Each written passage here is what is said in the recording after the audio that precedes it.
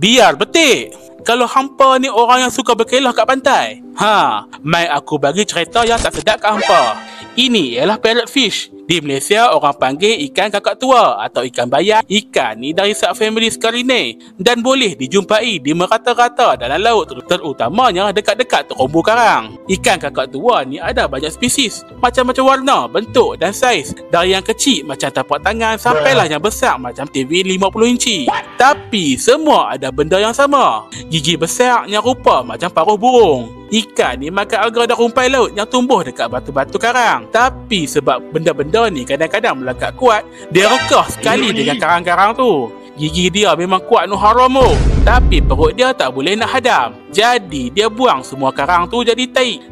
Dia berak tu bukan sikit nah, banyak weh. Kajian kata seekor ikan ni boleh hasilkan dekat 1 tan pasir setahun. Pasir-pasir ni lepas tu dibawa ombak ke pantai.